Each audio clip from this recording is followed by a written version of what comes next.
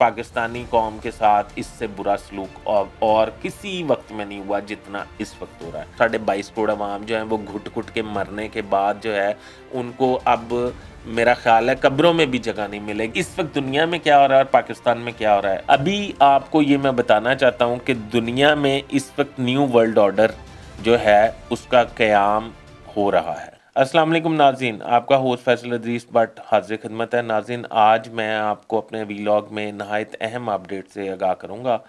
ملکی لیول پہ کیا اپڈیٹس ہیں اور بین الاقوامی اپڈیٹس کیا ہیں، اور پھر آپ فیصلہ کریں گے، اپنے کمنٹ سے مجھے آگاہ کریں گے کہ آپ کو میرا ویلاگ اور اہم اپڈیٹ سن کے کیا محسوس ہوا۔ آج آپ نے مجھے اپنے کمنٹس بتانے ہیں کہ آپ کو محسوس کیا ہوا۔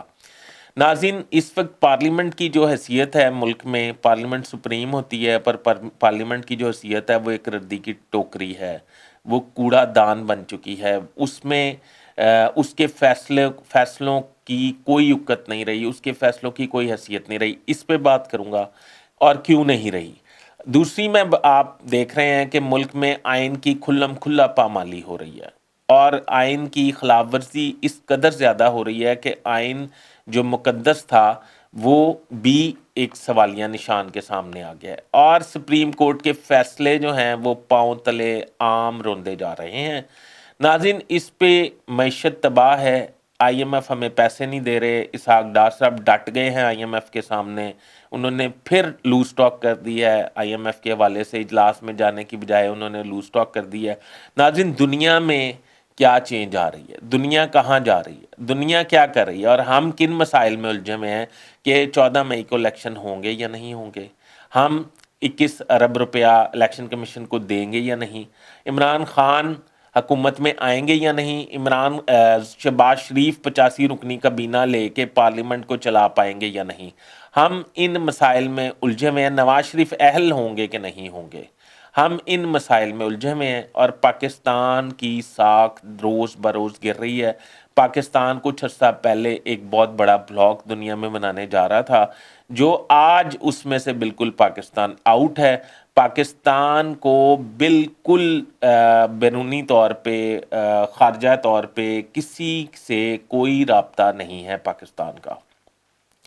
ابھی آپ کو یہ میں بتانا چاہتا ہوں کہ دنیا میں اس وقت نیو ورلڈ آرڈر جو ہے اس کا قیام ہو رہا ہے۔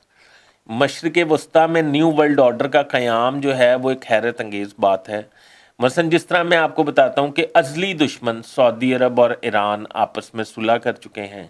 یہ صلح جو ہے اس حد تک ہو چکی ہے کہ ان کے سفیر اور آپس میں سفارت خانے بھی کھل گئے ہیں، اور ان کی آپس میں تجارت کے علاوہ آپس میں ایئر لائنز کی ٹرانزیکشن بھی جاری ہونے والی ہے۔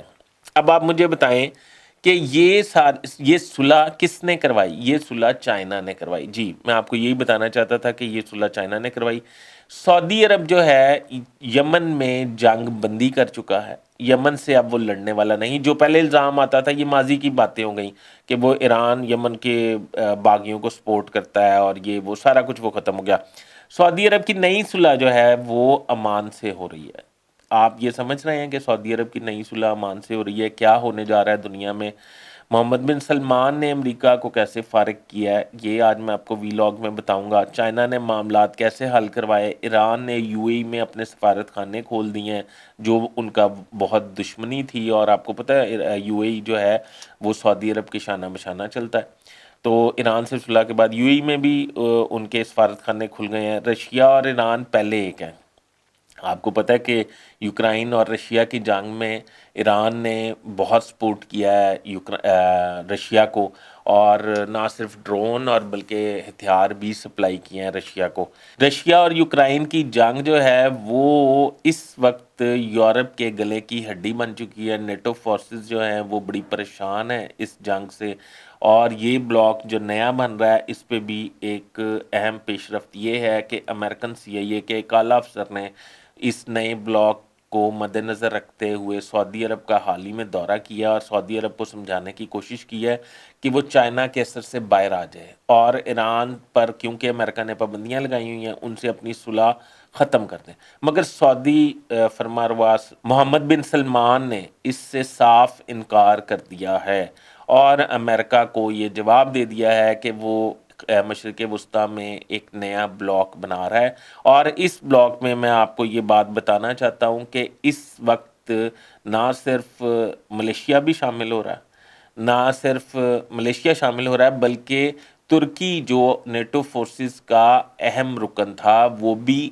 شامل ہونے جا رہا ہے۔ آپ کو پتہ ہے کہ اسی ماہ میں یعنی کہ اپریل میں نیوکلیئر فیول لوڈنگ کی ایک سرمنی ہو رہی ہے ترکیہ میں جو سرمنی ہو رہی ہے اس کے چیف گیسٹ کے طور پہ رشیا کے صدر پیوٹن کو انوائٹ کیا جا رہا ہے ایز چیف گیسٹ۔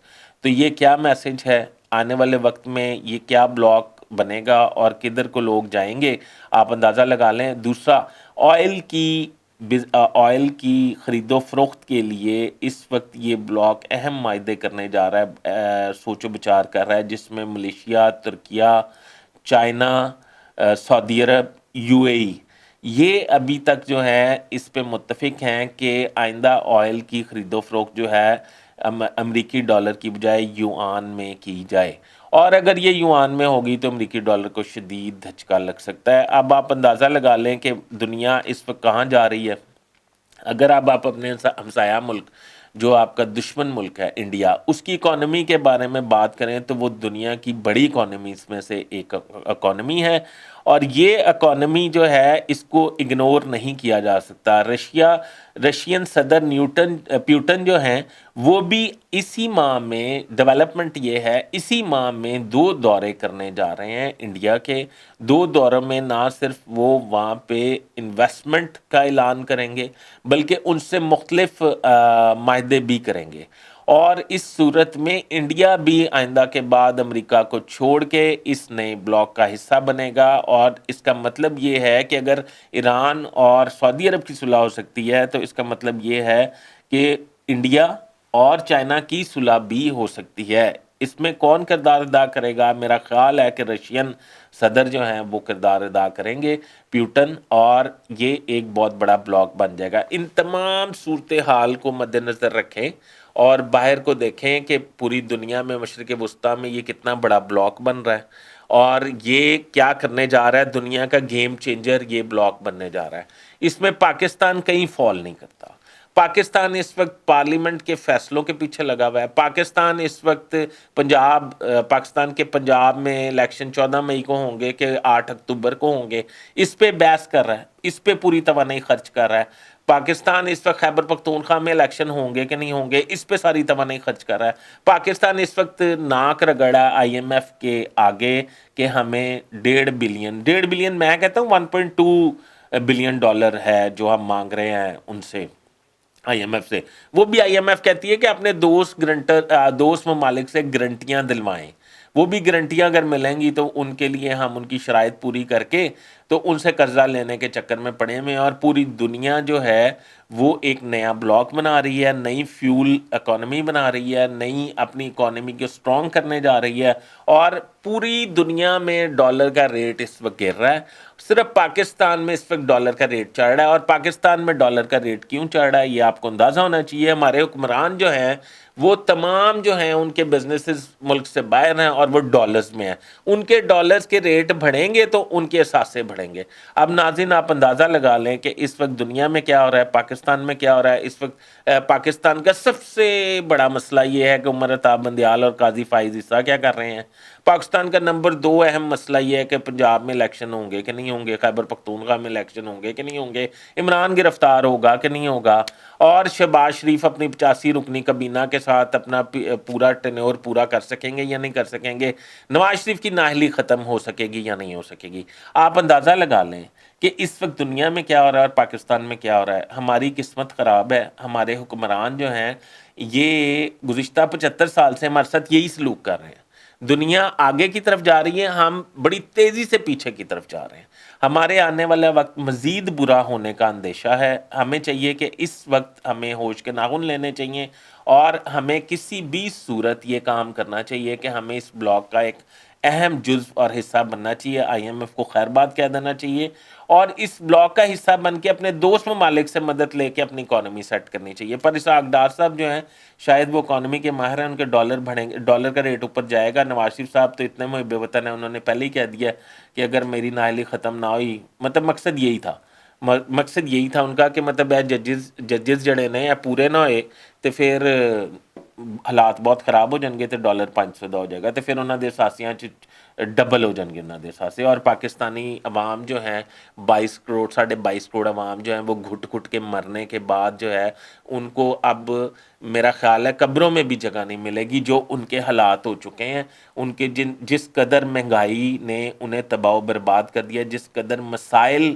کا وہ شکار ہیں میرے خیال میں پاکستانی قوم کے ساتھ اس سے برا سلوک اور کسی وقت میں نہیں ہوا جتنا اس وقت ہو رہا ہے ناظرین اگر آپ کو میرا ویلاگ پسند آیا ہو تو میرا چینل سبسکرائب کر لیں میرا چینل سبسکرائب کرنے کے بعد بیل آئیکن کے بٹن کو دبا کے مجھے شکریہ کا موقع دیں ناظرین آج اپنے کمنٹس سے مجھے ضرور آگاہ کیجیے گا اپنے کمنٹس میں مجھے بتائیے گا کہ اس دنیا کی بدلتی صورتحال اور پاکستان کی بگڑتی صورتحال میں قصوروار آخر کون ہے کیا ہم سب قصوروار ہیں اپنے ہوسٹ فیصل ادریس بٹ کو اجازت دیجیے اللہ حافظ